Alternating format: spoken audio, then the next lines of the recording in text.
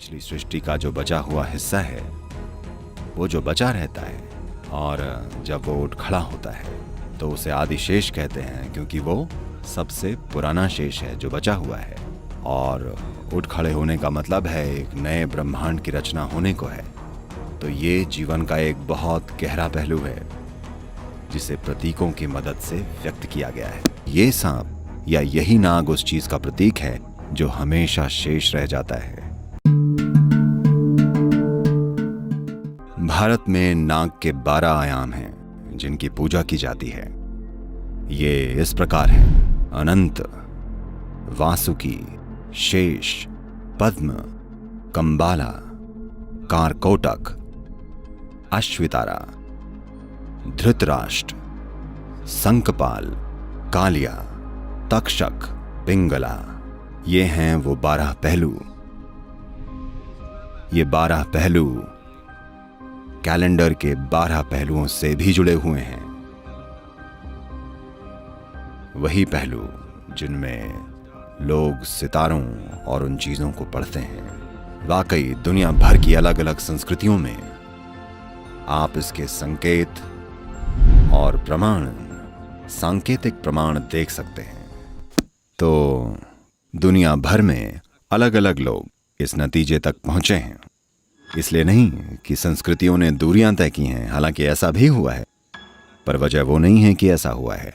जिस भी जगह लोगों ने 5 इंद्रियों से परे कुछ समझा है, जहां भी लोगों ने ज्यादातर समय आंखें बंद करके बिताया है, यानी मूल रूप से प्रत्याहार किया है।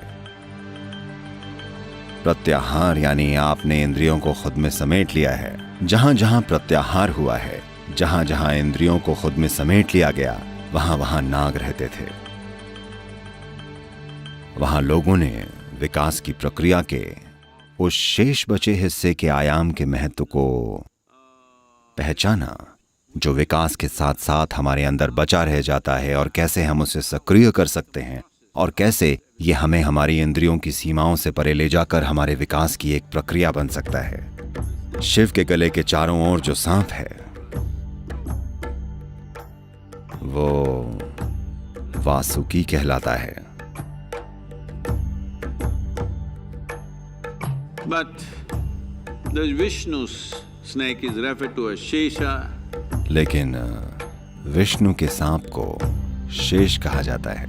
अगर आप ये ना जानते हो, आप में से वो लोग जिनको दक्षिण भारत की लोकल भाषाओं में शुरुआती स्कूली शिक्षा मिली है, अगर आपने ये पढ़ा है, मुझे नहीं पता कि तमिल में क्या शब्द है, पर तेलुगु और कन्नड़ में अगर आप मैथमेटिक्स सीख रहे हो, शेष यानी रिमाइंडर।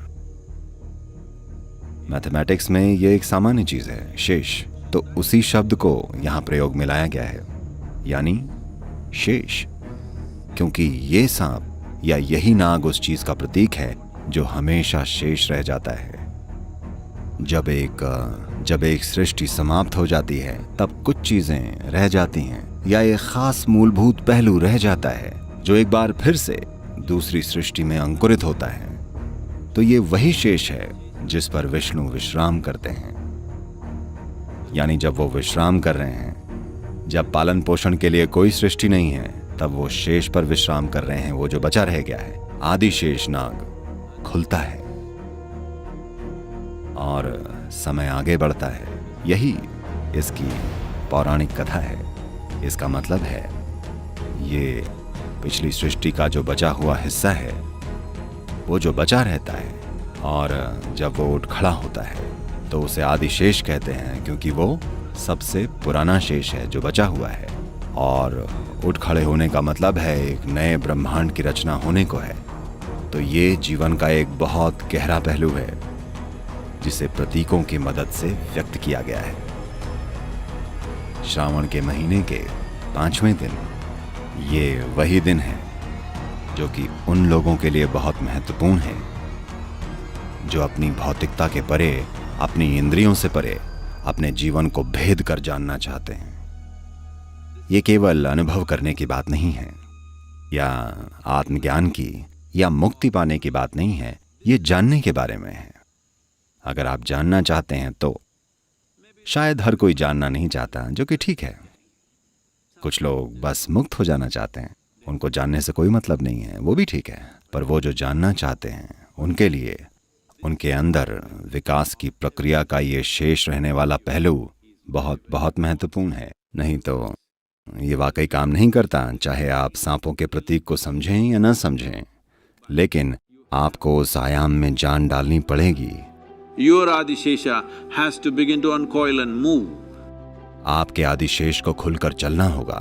अगर आप 5 इंद्रियों से परे के पहलुओं को जानना चाहते हैं, वो पहलू जो भौतिक प्रकृति से परे हैं, नाग उस आयाम को दर्शाता है जिसका बोध इंद्रियों द्वारा नहीं किया जा सकता। यही कारण है कि योग संस्कृति में नागों पर सबसे ज्यादा ध्यान दिया जाता था। देखिए, आदि योगी अपने गले में एक नाग को धारण किया करते हैं, क्योंकि ये आपके उस पहलू को दर्शाता है जहां आप किसी चीज को समझ पाते हैं जबकि आपकी इंद्रियां नहीं समझ पाती। जहां 5 इंद्रियां फेल हो जाती हैं, वहां नाग का काम शुरू होता है।